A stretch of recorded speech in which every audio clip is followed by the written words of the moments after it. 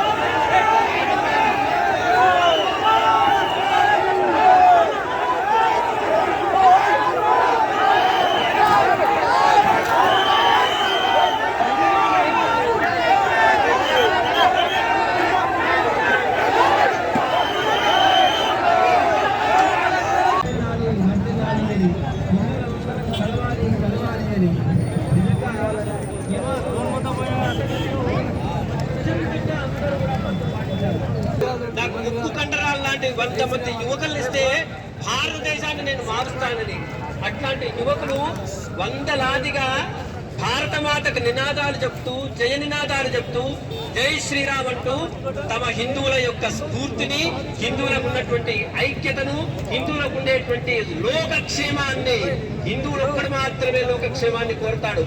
ప్రపంచమంతా శాంతిగా ఉండాలంటే మొట్టమొదటిగా హిందూ శాంతి కావాలి.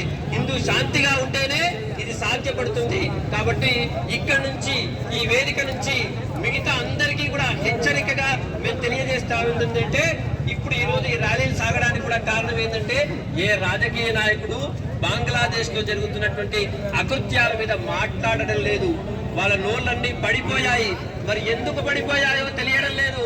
ఖచ్చితంగా ఈ సందర్భం నుంచైనా ఇక ముందు మాట్లాడకపోతే హిందువుల మీద జరుగుతున్నటువంటి దాడులకు కానీ బంగ్లాదేశ్ లో జరుగుతున్నటువంటి దేవాలయాల మీద జరుగుతున్నటువంటి విధ్వంసానికి కానీ ఇక నుంచి మాట్లాడకపోతే ఇంకా తీవ్రమైనటువంటి హెచ్చరికలు ఇక్కడ నుంచి వెళతాయని ఈ సందర్భంగా తెలియజేస్తూ ఈరోజు ఈ కార్యక్రమానికి సహకరించినటువంటి అన్ని హిందూ సంఘాలకు తల వంచి శిరస్సు వంచి మీ అందరికీ నమస్కారాలు తెలియజేస్తున్నాను.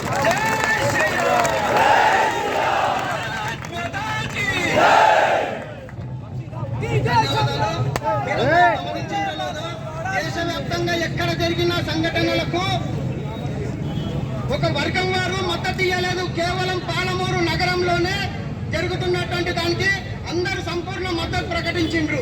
వారికి అందరికీ కూడా ధన్యవాదాలు. అలాగే ఈ యొక్క బంగ్లాదేశ్ సంఘటనలో ఎంతో మంది హిందువులు అసూబాశారు. వాళ్ళ కోసమని ఒక్క నిమిషం మౌనం పాటించి శాంతి మంత్రంతో కార్యక్రమం పూర్తి చేసుకొని ఎక్కడ వాళ్ళు అక్కడ వెళ్ళిపో అందరూ హాజరు కావడం చాలా సంతోషకరమైనది. బంగ్లాదేశ్లో అరాచకంపై ప్రతి ఒక్కరూ ఇంత పెద్ద మొత్తంలో పాల్గొనడం చాలా సంతోషకరమైనది. స్వచ్ఛందంగా ప్రతి ఒక్క వాద్య సంస్థలు ప్రతి సెంటర్లు కానీ ప్రతి ఒక్క షాపులు కానీ మూసేయడం చాలా బాగుంది. ఇదే విధంగా ప్రతి ఐక్యతతో ప్రతి ఊరు వాళ్ళు కానీ ప్రతి ఒక్క సంస్థలు కానీ దేశానికి పట్టుకొమ్మల్లా పనిచేయాలని కోరుతూ ఈ ఒక్క పార్టీలకు అతీతంగా అందరూ రావడం చాలా సంతోషకరమైనది. దీనిపై మీరు అందరూ కూడా స్పందించడం చాలా గొప్పది.